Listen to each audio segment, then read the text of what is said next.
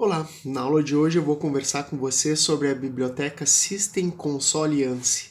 Essa é uma biblioteca bem legal, ela é de um pouco mais baixo nível, mas ela permite fazer coisas bem interessantes para implementar joguinhos modo texto. Ela permite limpar a tela, permite mudar a cor dos caracteres e do fundo, permite mover o cursor para cima e para baixo ou para qualquer posição. E todas essas coisas elas facilitam então a implementação de joguinhos modo texto. Vamos dar uma olhada nessa biblioteca então. Eu estou apresentando isso para vocês porque pode facilitar, né, a implementação de alguns tipos de joguinho. Notem que vocês não precisam usar essa biblioteca para implementar os jogos.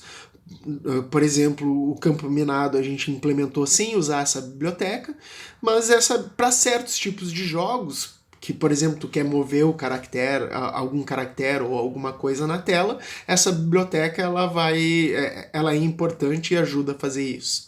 Ela é uma biblioteca legal porque ela funciona com os mesmos comandos, ela funciona tanto no Linux, quanto no macOS, quanto no Windows. Eu, por sinal, vou apresentar os exemplos para vocês aqui, usando a minha instalação de Linux no próprio Android. Minha instalação de Linux e do Haskell no próprio Android. Eu já notei que vários de vocês estão usando o gerenciador de pacotes do Haskell. Geralmente, quando tu instala o Haskell, ele vem com esse gerenciador de pacotes chamado Cabal, que permite instalar bibliotecas Haskell mais facilmente. Se vocês digitarem aí Cabal install ANSI terminal, vocês vão baixar essa biblioteca e instalar ela.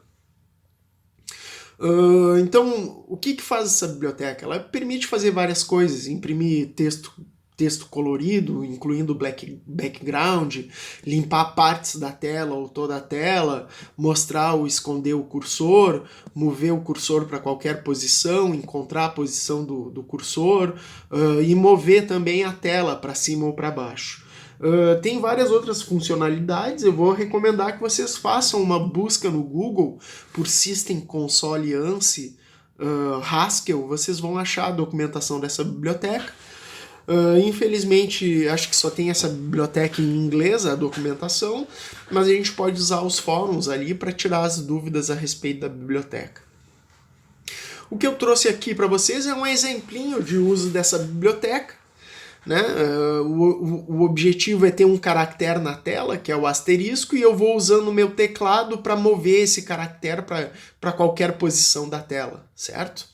Então eu implementei aqui tá o começo do código. Eu começo então importando o System Console ANSI, que é a biblioteca que eu vou falar para vocês agora, e também estou implementando o System.io, que ele tem... Eu vou precisar fazer umas operações de entrada e saída um pouco mais baixo nível. E essas operações de mais baixo nível vêm aqui dessa biblioteca que eu vou mostrar para vocês. Então eu tenho o meu programa principal. O meu programa principal é uma ação de I/O, né? Obviamente, como eu estou interagindo com teclado, com tela, essas coisas, isso vai ser uma ação de I/O. Na aula passada a gente conversou sobre como implementar ações de I/O em Haskell, e a gente viu que elas devem ser dentro de um bloco do, né? Dentro de um bloco do eu posso ter várias ações de I/O. A primeira ação de I/O que eu estou usando aqui, essa H7Echo, ela serve para... notem que toda vez que eu digito um caractere na tela para fazer a entrada para fazer a entrada de dados, né, geralmente acontece um eco desse caractere, ou seja, eu digito o caractere e ele aparece na minha tela. Isso não é muito bom para joguinhos, né? Porque, por exemplo, se eu estou usando o teclado para mover um caractere na tela, toda vez que eu digito um caractere para mover algo na minha tela, eu não quero que isso apareça na tela, esse caractere que eu estou digitando. Mas geralmente esse eco do caractere que eu digito, ele está presente, né? Então esse comando aqui da biblioteca System.io, ele seta o eco para false do stdin, que é a entrada padrão. Então é basicamente então esse comando H7echo stdin false faz com que não exista o eco do caractere que eu digito, certo? O segundo comando que eu estou digitando aqui é hide cursor, que serve para... Notem que o cursor ele sempre vai aparecendo na tela, né? Tu digita um caractere e o cursor fica ali na frente. Para joguinhos eu não quero que o cursor apareça na tela. Bom, então eu estou usando essa hide cursor do System Console ANSI para que o cursor não apareça na tela. O terceiro passo aqui é limpar a tela. Então eu quero apagar tudo que tem na minha tela para começar com ela limpa o meu joguinho, né? Agora esse quarto comando aqui é simplesmente um comando para imprimir um caractere na tela. Eu preciso usar esse comando de mais baixo nível por causa dessa história do eco, né? Que eu desabilitei o eco. Então toda vez que eu for imprimir eu vou ter que usar esse comando. Então toda vez que eu digitar hputchar stdout um caractere, o caractere que eu passar aqui ele vai ser impresso na tela. É um comando um pouco mais extenso, né? Mas basicamente é um putchar, é um comando que imprime um caractere na tela. Então qualquer caractere que eu passar aqui para esse comando, ele vai ser impresso na tela sem o cursorzinho. Bom, daí agora eu estou chamando a função move, que é a função principal aqui desse programa. Aliás, é a função que tem a lógica do meu programa, né? Então o que faz a função move? A função move, obviamente, é uma ação de I/O, então ela está num bloco do. O que ela faz? Ó, eu estou usando esse hgetcharstdin para ler um caractere da entrada padrão, então quando eu estou usando essa biblioteca, eu uso hputcharstdout caractere para imprimir o caractere na tela, e getcharstdin para ler um caractere na tela. Como é uma ação de I/O que retorna um caractere, eu estou guardando esse caractere no nome e usando essa setinha que a gente viu na aula passada.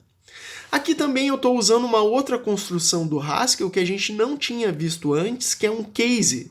Né? Bom, ele é extremamente parecido com qualquer case ou switch de outra linguagem de programação. Né? Então, caso esse caractere seja R, eu estou chamando a função moveUp, que eu implementei e vou mostrar para vocês depois. Caso o caractere de entrada seja C, eu vou chamar a função moveDown. Caso o caractere digitado seja D, eu estou chamando moveLeft. Caso o caractere digitado pelo usuário seja o F, eu estou chamando moveRight. Caso o usuário digite qualquer outro caractere, eu estou retornando o unit aqui e isso encerra o meu programa, né? Porque sempre que eu tenho a ação que termina no unit, e notem que o programa, o main, ele terminou com move, né?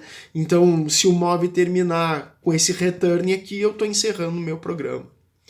Só uma coisa, né? Então, dependendo da letrinha que o meu usuário digitar, eu estou movendo esse asterisco para alguma posição na minha tela.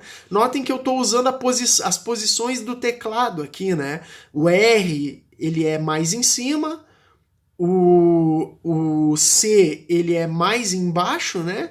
O C fica na esquerda, desculpa, o R é para cima, né? O C é mais embaixo, o D é para a esquerda e o F é para a direita. Se vocês olharem no teclado, eles têm exatamente essas posições, então eu estou usando esses caracteres para controlar o movimento do meu asterisco na tela. E essas funções move up, down, left e right, eu implementei elas usando o System Console ANSI e eu vou mostrar elas para vocês aqui. Então o moveUp é uma ação de I/O, então está dentro de um bloco do. Então eu quero mover o meu caractere para cima. A primeira coisa que eu estou fazendo é limpar a tela para apagar tudo que tem na tela, né? E daí eu estou movendo o meu cursor um caractere para trás. Eu estou voltando o meu caractere um passo. Porque aquela hora que eu digitei o caractere lá que indica o movimento, isso faz com que o meu cursor ande um passo para frente. Então eu estou voltando o meu cursor um passo para trás, um caractere para trás, e estou usando o hcursorUp para andar o meu cursor um caractere para cima. Daí agora que o meu cursor está na posição que eu quero, eu estou usando aquele hputchar para imprimir ele novamente na tela. E daí eu chamo o move de novo, que vai ler novamente um caractere para eu continuar movendo esse... vai ler uma nova posição para onde eu quero que o asterisco aquele se mova. Então notem que eu estou numa recursão, né? Sempre o move up, o move down, o move left, o move right, move aquele asterisco para uma posição na tela e faz novamente a chamada para o move para colher uma nova entrada ou qualquer outra entrada diferente dessas que movimentam o meu asterisco, então eu saio do meu programa. Então vamos dar uma olhada no move down, né? Move down faz o clear screen, como meu cursor tinha andado um caractere para frente, eu volto o meu cursor um caractere para trás, e agora como é move down, eu estou setando o meu cursor para ser um caractere para baixo da posição corrente. E daí eu estou usando o putchar para imprimir de novo o caractere e chamando o move para tomar novamente a decisão para onde eu quero que meu caractere se mova. Daí depois eu tenho lá o move left e o move right, que são bem parecidos com isso que eu já apresentei para vocês. Vamos dar uma olhada então no funcionamento. Vamos dar uma olhada no exemplo aqui, né? Então, esse script eu chamei de console.hs. Esse script vai estar lá no Moodle para vocês. Quando eu chamo o main, notem que está o meu asterisco ali na tela, ó. Daí agora, se eu for apertando o R, ele vai subindo. Se eu for apertando o F, ó, ele vai indo para a direita. Cada vez que eu aperto o F, ele anda um passo para a direita. Toda vez que um caractere para a direita. Toda vez que eu aperto o D, ó, ele vai andando para a esquerda.